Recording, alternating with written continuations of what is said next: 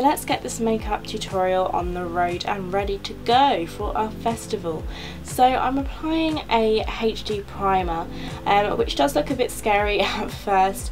It does look a little bit like sun cream, but I promise you once you melt it into the skin and put foundation on top, it is absolutely beautiful and really does help your makeup last throughout the day, which is what we want for a festival. We want our makeup that we've applied so beautifully to last all day into the parties and the dancing.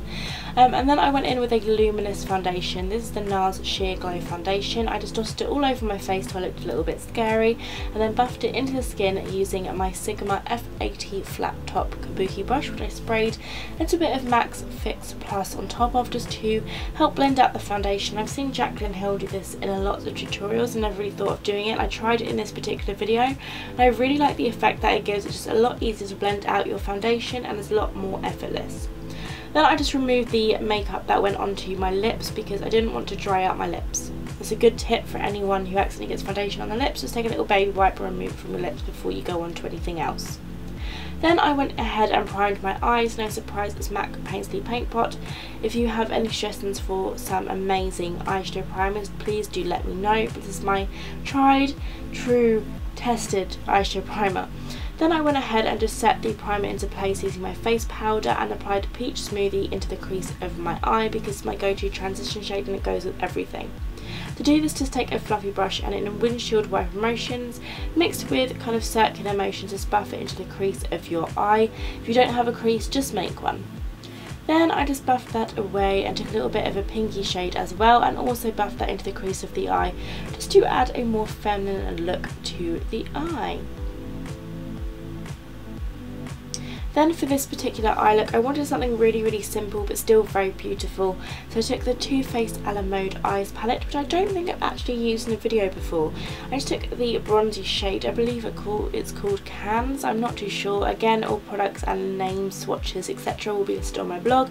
Then I just took the same blending brush from before and just gave that a little blend to smooth everything out and make it look nice and seamless.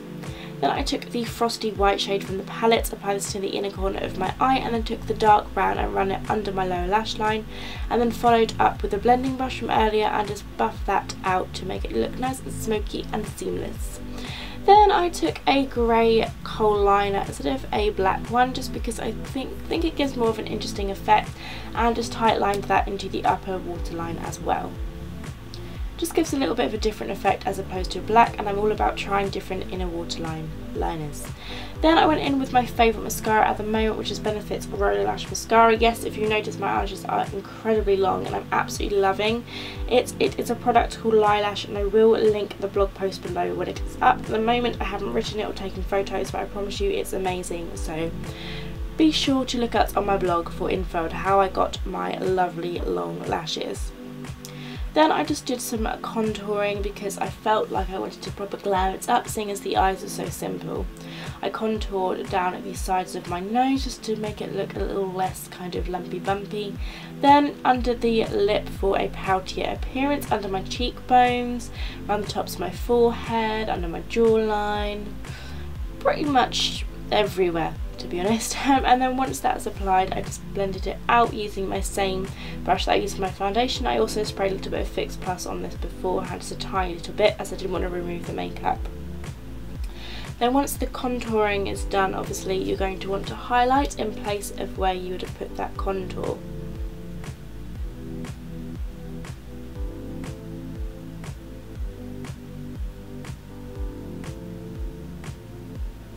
So for the contour, so for the highlight, I'm going to go under my eyes, and I'm using the same palette, which is the Crown Brush Concealer palette. I'm just mixing a few of the lighter shades and going under my eyes in a triangle shape. The famous Kim K highlight, it just makes your eyes look so awake and bright.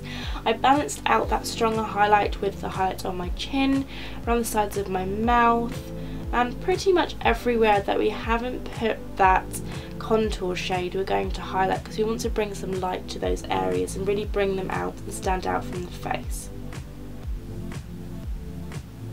To do this, I'm just using a normal Sigma foundation brush. Any foundation brush like this will work. Then go ahead and just kind of wipe off the foundation brush from before on a paper towel or something, and then go ahead and blend everything out. You could always use a beauty blender if you wanted to. I just happened to think mine was way too dirty, so I opted for the foundation brush instead. Then I let that settle on the skin for a little bit and I started to set everything into place. I took my Rimmel Stay Matte powder under my eyes just to set it before any creasing occurs. And I'm so excited to have this palette in my life, you have no idea. It's the Anastasia Contour Kit palette, which is oh so famous in the beauty world. I took the banana shade under my eyes on my Real Techniques contour brush and set everything into place. I was kind of just playing around with my new makeup, to be honest, and I took the lighter matte shade and put that on top as well to really further brighten the under eye area. And then I started to set everywhere I put that highlight with the Anastasia highlight powder. Then I took the shade which is the left on the end. I will link the products below, so don't worry if you want to know which shade it is, I will link it below. Then I just contoured under my cheekbones, around the sides of my forehead, down the sides of my nose, under my lip, and also under my jawline to kind of decrease the effect of a double chin, which I seem to be have going on at the moment. You know how it is. You know how it is. Then again, this is complete experimentation, so I want to put a big disclaimer in and to say my eyebrows were not 100% on fleek in this video. In fact, I didn't really like the way they looked, but this is just because I'm whole new to the Anastasia dip brow experience and I'm just kind of playing around with it, and they look a bit strange, but we're gonna roll with it. We're gonna roll with it. No days are perfect, so the perfect days were ruined by non-perfect eyebrows, I don't know. Anyway, so to make up for the lack of perfect eyebrows, I went in with the perfect highlight. And this was the Balm Merry Luminizer highlight. I'm not using my Soft and Gentle. Are you proud? You should be. So I'm just highlighting the tops of my cheekbones, the tip of my nose for a little pretty effect, and my Cupid's bow. Then for lips, I wanted something super nude and natural. I took my MAC Boldly Bare lip liner, outlined my lips, and then went ahead and filled in the entirety of my lip with MAC Kinda Sexy lipstick, which is the perfect nude shade. It is absolutely amazing. I absolutely love this lipstick. If you need a nude lipstick in your life, please try out the MAC Kinda Sexy because you will absolutely love it. Love, love, love it. And once this makeup look is done, before you apply the gems, you could pretty much just wear this look every day if you want to feel a little bit more glam, or just wear this look on its own if you aren't feeling too brave and wearing the gems.